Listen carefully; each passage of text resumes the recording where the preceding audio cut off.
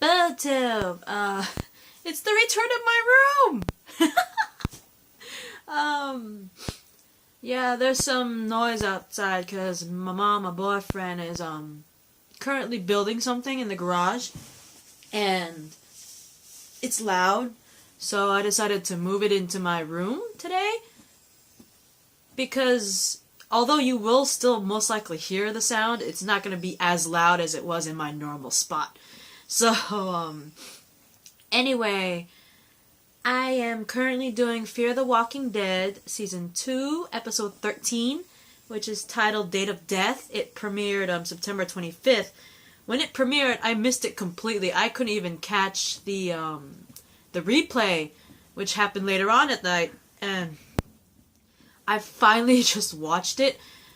Although,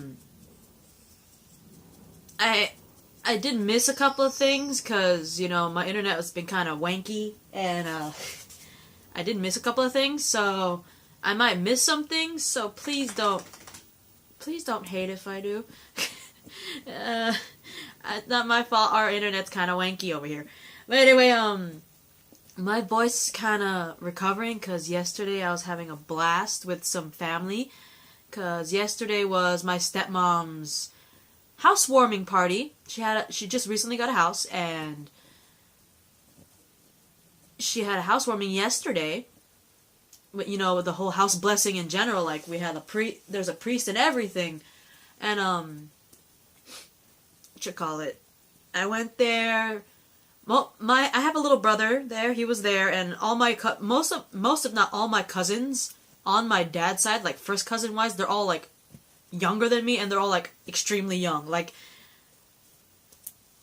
if you don't count my brother and sister, my other brother and my sister, the next oldest would be just starting high school. But like, if you count my other brother and sister, my other brother just turned 18 yesterday. So happy birthday to my little brother, who just turned, I believe, 18 yesterday. I want to say 18. I know he was born October 1st. I want to say 1998. So I want to say 18.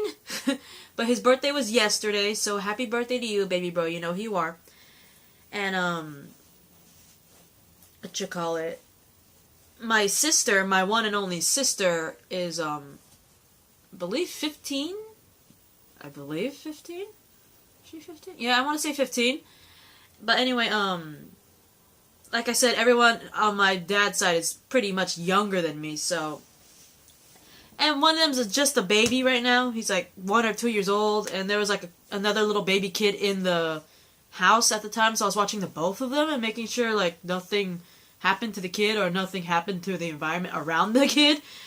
And it was just a lot of talking, laughing, giggling, and my voice hurts. It really does. But anyway, I'm like 3 minutes in, so I better get to this right now. Obviously there's going to be like a part 2 because I'm taking so much time with it. You heard that. Did you hear that? Yeah? Okay. That was the noise. It would probably be 10 times worse if I was in my normal spot. And, anyway, let's get to this. Date of death. If I remember correctly, because of what Madison did, remember in the last episode, which is episode 12, toward the end when she found out about the American with shaggy hair, not far away from where they got their little supplies and the medicine, Madison went up to when they got back to the hotel, Madison did this dumb thing where, in order to pretty much signal Nick, because she believes that little ratty-haired American kid is Nick, which it is, but, you know, she turns on the hotel lights and the giant neon sign that, you know those neon signs in the giant hotels that pretty much say, look, this is our hotel and all that stuff, right? She turned it on, mainly because she wanted to signal Nick, but, you know, her daughter Alicia got mad because it's like, you're pretty much going to attract not just the dead, but you're going to attract any other living person around the area to see us, and they're just going to flood the hotel, right? And, which is pretty much what happened, because she turned on the neon sign the night before, a big mass of very desperate survivors arrive at the gate of the hotel.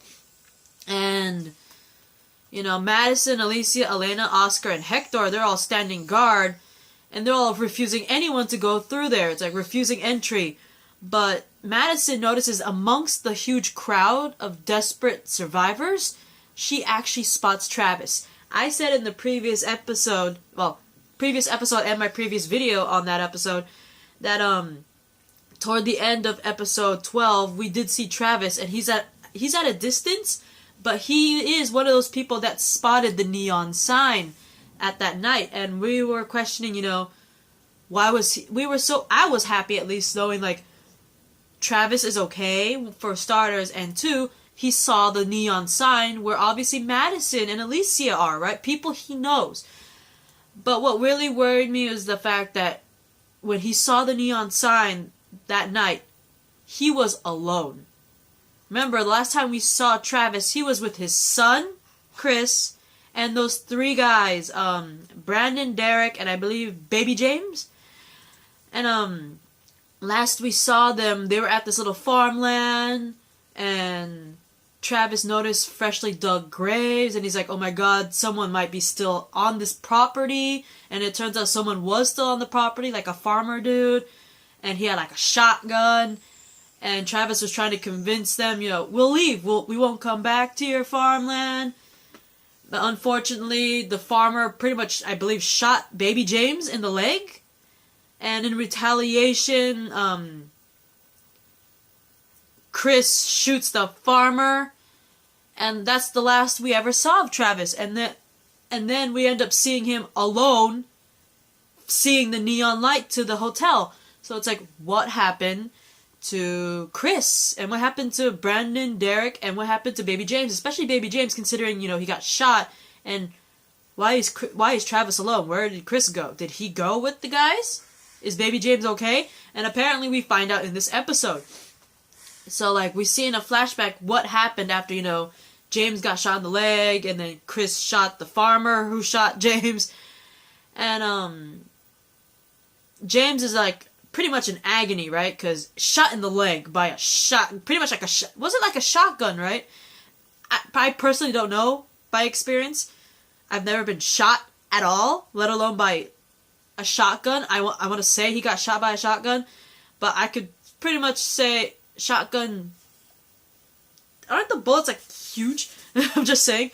So like getting shot in general by that type of gun is gotta be painful, and it's the fact that the leg, usually like the bottom part of your leg, like right here, it's pretty damn small meat size, you know what I mean? So I think he got shot like right here, close to the thigh. Oh my god, I knocked something over. But I don't remember exactly, but just getting shot in general must be painful. He got shot in the leg. But I want to say a shotgun. I believe shotgun ammunition is pretty dang big. I almost cursed. Anyway, unfortunately, Chris, when he shot the farmer, it was a very fatal gunshot, so sadly the farmer did die. He's all lying there dead on the ground. And Travis, you know, after his initial shock, because, you know, Chris pretty much shot the poor farmer dead, he pretty much orders Brandon and Derek and Chris to stop James's bleeding so he could find something to pretty much stitch up the wound, right? And, you know, he's running around the farmhouse, he finds gauze, scissors, and sewing supplies and all that stuff, right? And which is a good thing, you know. Then again, like, that farmer was pretty much the only one on that farm, with the exception of the fact that Travis said those graves were freshly dug. So, I'm only guessing that, you know, that family plus that farmer dude, they kept that place pretty clean and clear of, you know, strangers, pretty well supplied, so I wouldn't be surprised that Travis found stuff anyway. But anyway, Travis, I remember he was sewing the entry wound shut, and he was all rolling James over so he could sew up the exit wound.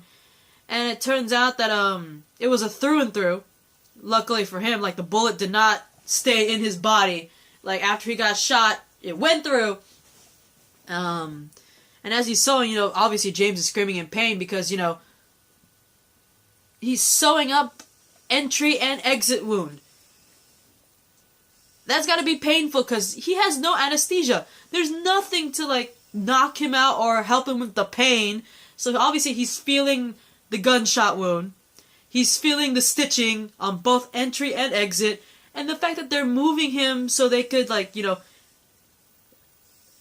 they stitch up the entry and then they have to move him, which is probably agonizing already, and then stitch the exit wound, which is also agonizing. I don't blame James for screaming in pain, but him screaming could possibly bring in something infected. I'm not gonna lie to you.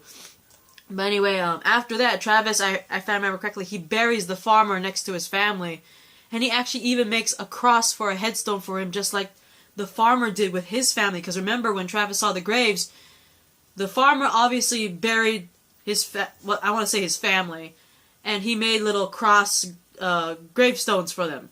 And Travis pretty much continued that tradition when he buried the farmer. And Brandon, Derek, and Chris, they're all laughing around a campfire later on at night and feasting on some chicken and beer. So obviously they killed some chicken that the farmer had, live chicken that the farmer had on the farm. And Travis, he goes in and checks on James from time to time and asks him, rate your pain 1 to 10. But James, you know, he's putting up a front, which I kind of understand. Some guys don't want to admit they're in a lot of pain, but this is an apocalypse, okay? I understand that in normal occasion, I'm not trying to be mean to guys in general, but some guys don't want to admit they're in pain, right? It's kind of like, I want to say, like, I'm not sexist or anything, but, and I don't want to say it's a macho thing, but most guys just, if they're in pain, sometimes they just don't want to admit it. It's like a pride thing in a way. And so it's kind of like this. Like James is kind of has his pride, his manly little pride. So he doesn't want to admit to Travis how much in pain he really is. But dude, this is apocalypse. If you're in pain, you straight up tell him, because otherwise he can't take care of you. And anyways, Travis is all telling James, you know, tell me if your condition worsens so I can take care of you and all that stuff, right? Basically. And Travis ends up pulling Chris aside and pretty much chastises him, right? It's like, you shouldn't have killed you killed the farmer, for one, and that was already a bad thing. I get that, you know, yes, he shot baby James, but he's probably scared because we're a bunch of strange guys on his farm. He just had to bury his family, and all of a sudden a bunch of strange guys are invading his farm. And it's like, I partially, in a way, if you put yourself in the farmer's shoes, I kind of don't blame him. It's like, if I was the farmer and my family died and I just buried them and all of a sudden some strangers are there on my property, who obviously I'm guessing the farmer never really spoke much English. I don't remember much. I want to say that the farmer did not speak that much English or hardly spoke English at all. So it's like strangers on his property after he just buried his family and talking a foreign language to him. I would freak out too, you know? So like, I don't blame Travis for being like, Chris, you killed the farmer without even knowing how he felt. It's like, we're strangers invading his property after he just buried his family. We're speaking a strange language to him, you know what I mean?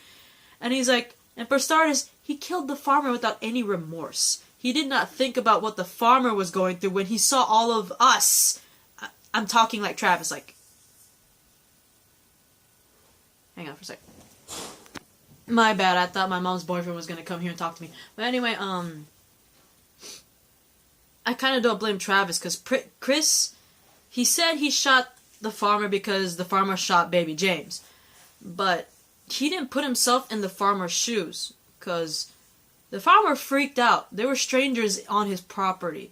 Strangers that were speaking a different language, and he was already emotionally distraught after recently burying his family. So I don't blame Travis for being like, Chris, you killed the farmer without any remorse, and not without even thinking about what the farmer must have been thinking when he saw us, right? And Chris pretty much defends his actions, and he's like, Chris has got some serious balls, because he pretty much warns his own father to be careful how he acts around Brandon's crew. And it's like, really? You're going to warn your own father about that crud? But, oh, he's like, telling his dad, be careful how you act around Brandon's crew. We need them. It's like, you don't need them. They're a bunch of punks. But anyway, I am slightly running out of time for this part 1 video, mostly because I ranted a couple of minutes into it. But anyway, I'll see you in part 2, okay? Bye.